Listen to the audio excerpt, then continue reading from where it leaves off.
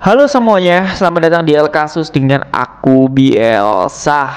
Dan kali ini aku nggak akan membuat sebuah kasus, tapi ini kontroversi dari Presiden Amerika Serikat bernama Donald Trump. Ini presiden yang paling baru ya. Baru-baru ini sih emang rada-rada unik aja kontroversinya gitu. Kalau misalkan sebelumnya Joe Biden itu membuat catatan banyak panjang gitu tuh kayak nggak dipakai, sekarang dibuang gitu aja. Tapi ini masih seputar itu, dan ini menurutku mungkin ada sangkut pautnya dengan negara kita Indonesia. Wih, Amerika, Indonesia. Ini negara-negara yang besar banget gitu pengaruhnya buat dunia gitu. Karena ya kita emang apa ya? Negara kita kan emang penduduknya banyak banget ya, sama kayak Cina juga Amerika gitu. Jadi pastinya kalau misalkan sekarang ada apa-apa itu pengaruhnya juga besar banget gitu. Apalagi sekarang Pak Presidennya itu Pak Prabowo gitu loh, dimana beliau itu adalah sosok pemimpin yang menurutku sangat-sangat tegas banget, dan semoga kita doakan aja ya, semoga Bapak Prabowo bisa membuat atau membawa Indonesia ke depannya lebih baik lagi. Dan aku nanti akan coba mengomentari soal makan siang gratis, yang kadang-kadang ada aja yang orang yang kayak tolol aja gitu. Kalau misalnya kenapa gitu loh, ada ibu-ibu yang kita itu nggak butuh makan siang gratis pak, kita itu bisa buat makan sendiri.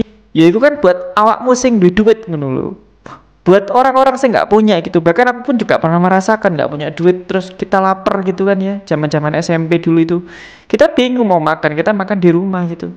Ya kalau buat kalian yang punya ya wes ngono, kalau misalkan anak kalian nggak mau makan siang gratis ya nggak usah dimakan gitu loh, bilang aja sama anakmu ya nggak usah dimakan gitu. Sebenarnya ya eman juga meskipun nggak dimakan, toh semua itu sehat gitu. Namanya makan siang gratis ya nggak usah muluk-muluk jaluk ya, wis kayak gratis ya akan cocok gitu kan. Ya wis lah, mungkin itu aja, kita nanti bahas sendiri kasus itu.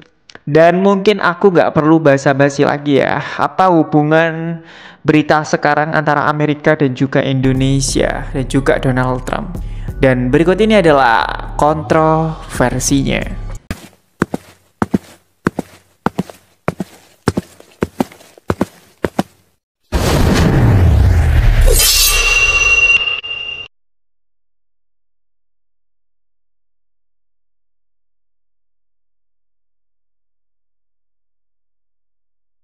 Alhamdulillah ya, kemarin itu ada kabar baik buat Palestina. Akhirnya Israel itu melakukan gencatan senjata terhadap warga Palestina.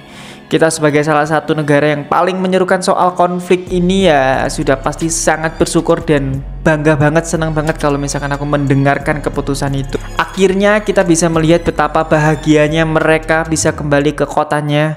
Meskipun kota mereka hancur, tapi ini semua belum selesai, dan aku yakin akan ada banyak negara yang membantu untuk memperbaiki rumah-rumah itu, memberikan bantuan, pakaian, buku, dan juga makanan. Karena mau bagaimanapun, mereka semua masih sangat membutuhkan bantuan dari negara lain, termasuk negara kita, Indonesia. Kita tahu selama bertahun-tahun mereka tuh selalu menjalin hubungan yang sangat baik dengan kita, entah dari zamannya Pak Presiden pertama, Bapak Soekarno, hingga Presiden saat ini Bapak Prabowo. Dan mau sampai kapanpun kita akan tetap mendukung kemerdekaan Palestina sampai mereka semua mendapatkan hak mereka sebagai warga negara. Dan baru-baru ini ada satu berita di mana ada pernyataan Donald Trump tentang rencana relokasi sebagian warga Gaza ke Indonesia.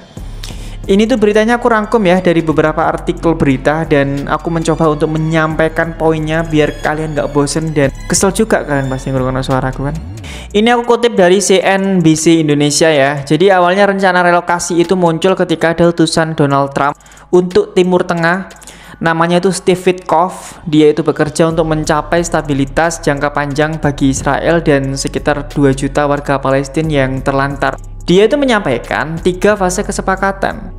Ya mungkin aku bacain aja ya. Fase pertama itu diperkirakan berlangsung sekitar 6 minggu dan melibatkan pembebasan sandera oleh Hamas dan juga tahanan Palestina oleh Israel.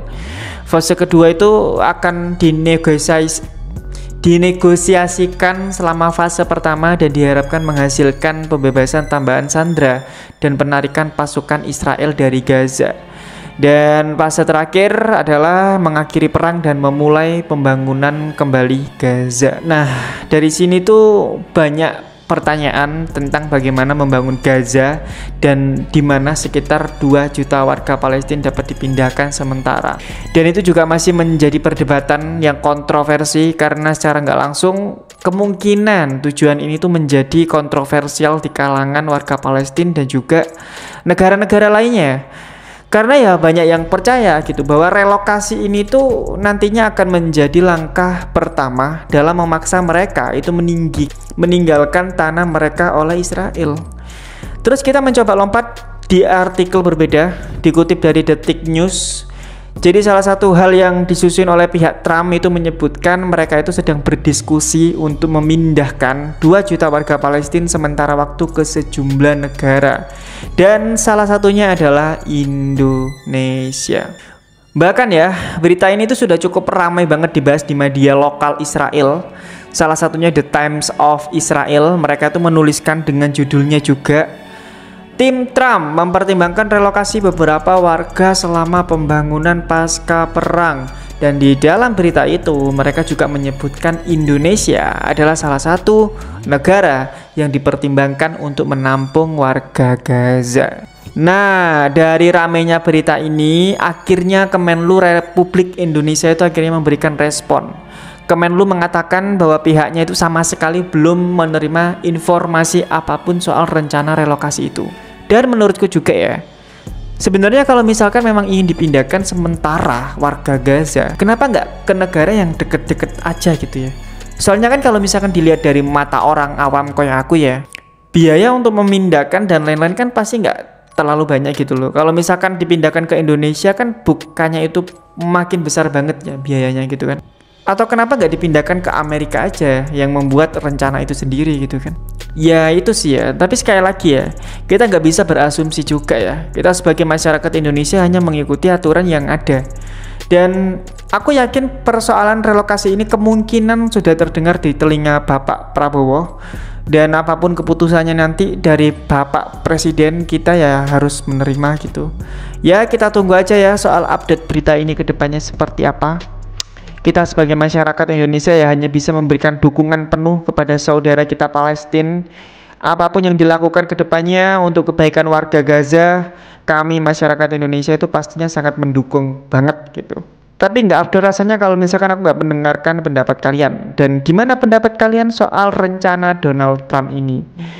Apa sudut pandang kalian tentang rencana ini? Silakan kalian komentar di bawah ini ya. Terserah kalian komentar miso-miso, karep mulai bebas. Ya mungkin itu aja ya, memang sedikit aja sih. Maaf kalau misalkan kurang lengkap gitu ya. Ini aku cuma nyampein poinnya gitu, cuma nyampein berita singkat aja gitu kan. Dan kalau misalkan kalian punya referensi lain, aku pengen bahas apa gitu, kalian komentar ore. Masalahnya nggak harus komentar ngono ya, ya wajar sih namanya juga channel baru ya kan ya. Ya ini ya, terima kasih buat kalian sudah nonton El Kasus. Sekali lagi terima kasih. Jangan lupa subscribe ya, misalkan kalian suka dengan videoku. Dan sampai jumpa lagi di El Kasus selanjutnya. Bye bye.